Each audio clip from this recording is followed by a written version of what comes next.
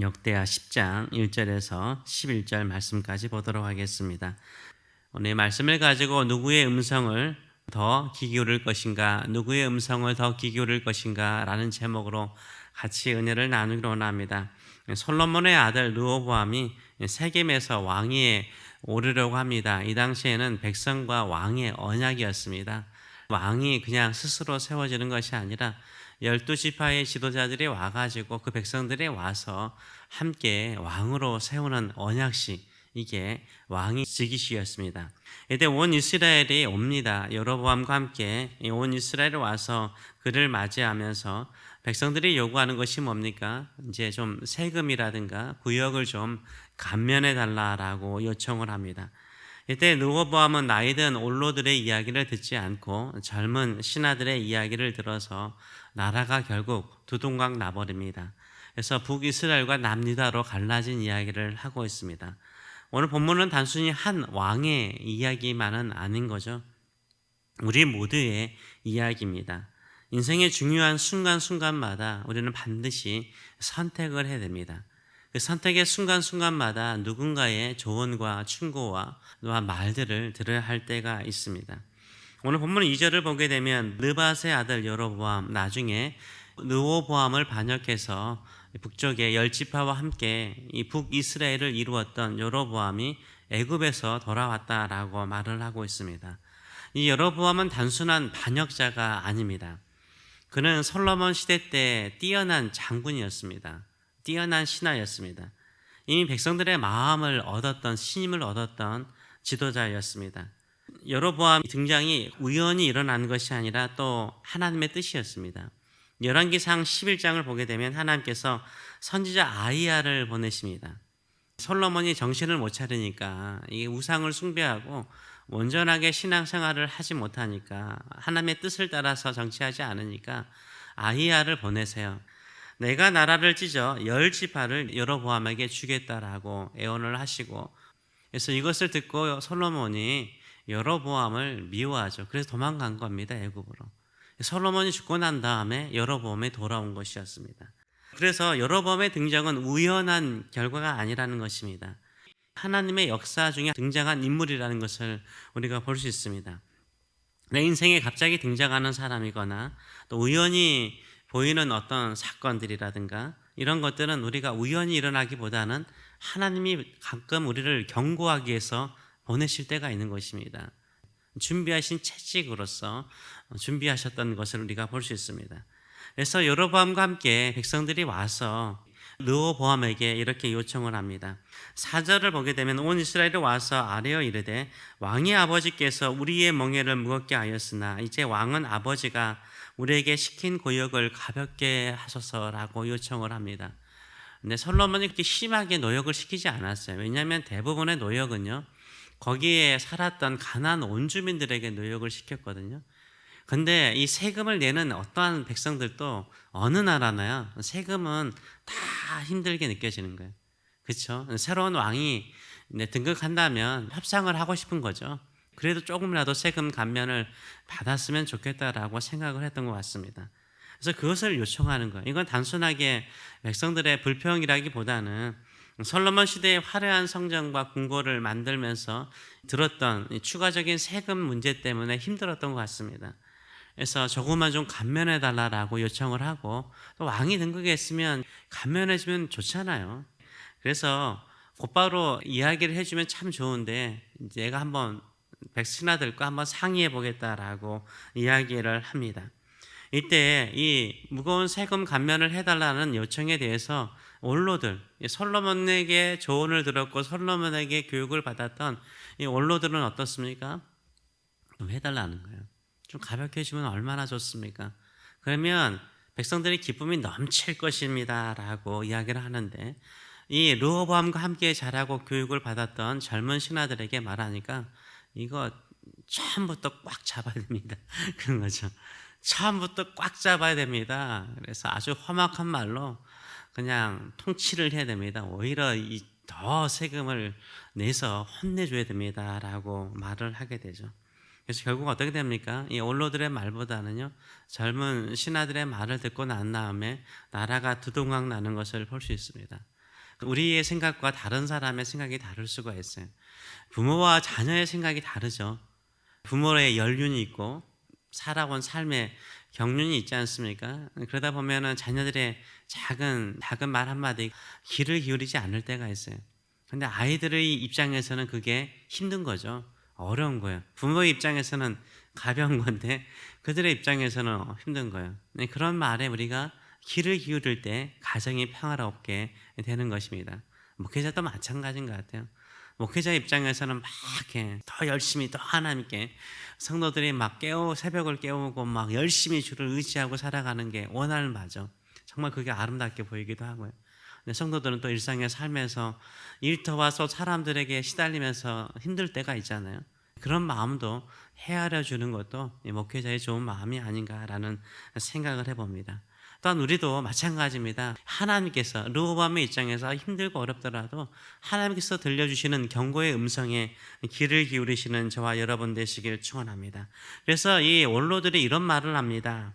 7절의 말씀을 보게 되면 왕이 만일 이 백성을 선대하여 기쁘게 해달라는 거예요. 기쁘게 하고 선한 말로 대답하시면 그들이 영원히 왕의 종이 되리이다 라고 말을 해요. 좀 한번 기쁘게 해달라는 거예요. 선한 말, 좋은 대답으로 좀 해주시면 왕이 그들을 잘 섬기면 그들이 영원토록 왕을 잘 섬길 것이라 라고 이야기를 하죠. 그래서 원로들의 말은 무엇입니까? 섬기라는 거. 그냥 왕으로서 권세 부리고 힘 발휘하려고 하지 마시고요. 한번 백성들을 섬겨보십시오 라고 이야기하죠. 이게 인생의 원리죠. 섬길 때요 영원히 섬김받아요. 원로들이 하는 말이 그렇잖아요. 한번 잘 섬기면 영원토록 섬김받습니다. 그래서 신앙생활도 마찬가지인 것 같아요. 한번 잘 섬기면요 그 위에 오히려 존경을 받아요. 사람들에게 인정을 받아요. 그런데 교회의 직분이라든가 힘을 가지고 뭔가를 부리잖아요. 미움과 원성을 받아요. 섬기는 것이 비록 좀 힘들 수 있어요. 좀 괴로울 수도 있고요. 피곤할 수 있어요. 잘 섬기면요 사람들은 섬기는 그 모습을 오랫동안 기억해요. 오랫동안 사랑해요. 왜 자녀들이 부모를 오랫동안 기억할까요? 희생하잖아요. 부모들은 일찍 출근하는 아이를 위해서 더 일찍 일어나서 음식 준비하거나, 부모들은 더 늦게 와서 아이들은 언제 밥 주냐 기다리는데 엄마는 늦게 와서 또 밥 준비하고 섬기는 모습, 그게 사랑의 모습이에요. 애들이 불평하는데 나중에 기억나는 것은요 그거예요. 우리 어머니의 사랑, 우리 아버지의 헌신, 이런 걸 기억하는 거죠. 그래서 섬길 때 영원히 섬김 맞습니다. 그걸 잊지 마시고 섬김의 리더십으로 섬겨나가시는 저와 여러분 되시길 축원합니다. 그런데 이렇게 좋은 친구도요 마음이 열리고 지혜로운 사람은요 받아들여요. 그런데 자기의 마음, 백성의 마음이 아니라 자기 마음을 기쁘게 하는 말을 듣고 난 다음에 이 르호보암은 나라가 두 동강으로 갈라지는 것을 볼 수 있습니다.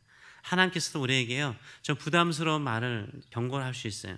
그럴지라도 그 말에 귀를 기울이시는 저와 여러분 되시길 축원합니다. 1912년 4월 10일에요 영국 사우스 햄스턴 항에서 뉴욕을 향하여 출항하는 배가 내렸었습니다. 호화 여객선이었습니다. 절대 이 배는 바다에 가라앉지 않는다라고 자만했던 배가 있었습니다. 왜냐하면 이 이중으로 이 철판을 됐기 때문에 한 번 뚫리더라도 그 위에 있는 철판이 있기 때문에 절대 이 배는 가라앉지 않을 것이라고 생각을 했습니다. 출항하고 난 다음에 대서양을 지나가는 여러 배들이요 전보를 보냈습니다. 빙하가 지금 떠내려오고 있으니까 조심하라고 전보가 왔습니다. 이 당시에 전보지 않습니까? 이 전보를 담당했던 사람들이요 그 승객들이 또 보내는 전보들 있지 않습니까? 승객들의 개인적인 정보들을 여기에 저기저기로 계속 보내는 거예요. 그 정보 보내는 일이 너무나 바쁜 거예요. 그래서 빙산을 조심하라는, 떠날리는 빙산을 조심하라는 말을요 기울이지 않았어요. 그리고 특별히 4월 14일 밤 10시 55분에 캘리포니아 호가, 이 배 지나가는 상선이었던 캘리포니아 호가 앞에 빙산들이 많다, 속도를 좀 줄여라 라고 전보를 보냈어요. 그랬더니 타이타닉 호에 전보를 보내는 무전수가 이렇게 답변을 했다고 합니다. 조용히 좀 하십시오. 우리들 지금 승객들 전부 보내느라고 바빠요. 빙상이 지금 온다고 그러는데 우리 승객들, 이 자질구레한 이 손님들의 전부 보는데 바쁘니까 좀 가만히 있으라고. 30분에요. 빙산에 부딪혀서요. 거대한 빙산에 부딪혀서요. 결국 가라앉았어요. 새벽 2시 20분에 대서양 바다로 가라앉았죠. 1,500여 명의 사람들이 죽었던 것으로 알려지고 있습니다. 문제는 기술이 아니죠. 하나님께서 계속해서 경고의 음성을 보내줄 때가 있어요. 그때 다른 집안일, 세상일 그것 때문에 바쁘다가요. 결국은 그 수많은 경고의 소리를 듣지 않을 때가 많다라는 것을 우리가 알 수 있어요. 우리 인생도 마찬가지입니다. 가끔은 우리 마음을 불편하게 하고 우리 일상을 좀 방해하는 것처럼 보이는 조언을 들을 수도 있고 또 말씀을 들어도 그게 갑자기 내 마음을 칠 때가 있고 설교를 들어도 그런 말씀을 들을 때가 있어요. 나는 좀 불편하지만 하나님께 기쁨이 되고 또 주변 사람들에게 기쁨을 줄 수 있는 그런 충고의 경고를 들을 때 귀를 기울이시는 저와 여러분 되시길 축원합니다.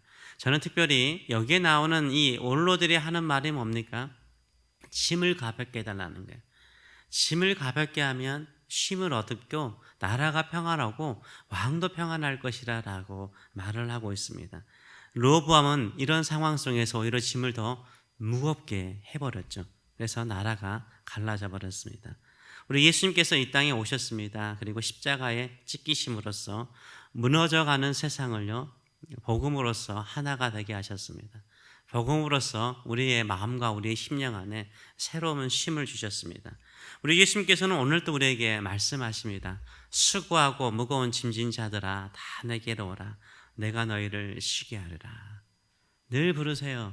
제발 그 수고하고 무거운 짐진 지다가 세상에서 그 짐 지고 고생하지 말라는 거예요.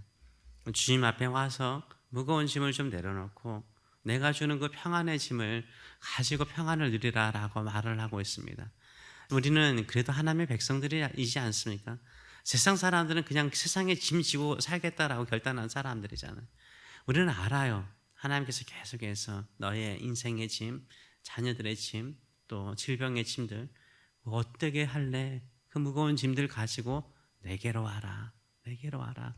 내가 십자가에서 그 모든 짐을 지고 죽었다라고 말씀하며 하나님의 복음 안에서 예수님의 복음 안에서 쉼을 얻으라고 요청하고 있습니다. 그런 음성을 들으시고 주님 안에서 참된 쉼과 참된 평안과 참된 능력을 누리시는 저와 여러분 되시길 축원합니다. 기도하겠습니다. 살아계신 하나님 아버지 은혜를 감사드립니다. 세상의 왕은, 세상의 권력자는 우리에게 무거운 짐을 지어서 그들의 힘을 자랑하고자 하고 그들의 능력을 자랑하고자 합니다. 우리 주님은 오히려 오셔서 우리의 짐을 가볍게 하시는 우리 주님이십니다. 우리의 죄의 짐을 짊어지시고 십자가에서 죽으셨습니다. 그리고 오늘도 이렇게 부르셔서 수고하고 무거운 짐진 자들아 다 내게로 오라. 내가 너희를 쉬게 하리라. 우리가 원하는 것, 우리가 간구하는 것이 아니라 오히려 주께서 우리를 보시고 불쌍히 여기셔서 오히려 우리의 짐을 가볍게 하시오니 오늘도 내려놓습니다. 어젯밤에 걱정했던 것, 염려했던 것, 두려워했던 것 내려놓습니다. 주님의 손길에 내려놓습니다. 우리 주님은 자비로우시고 은혜로우시고 궁유를 구하는 자, 자비를 구하는 자, 도움을 구하는 자를 외면하지 아니하시고 선대하시며 우리의 마음을 기쁘게 하실 줄 믿습니다. 이런 놀라운 역사가 성도들의 삶 속에 일어나게 하여 주시옵소서. 감사드리며 예수님의 이름으로 기도하옵나이다. 아멘.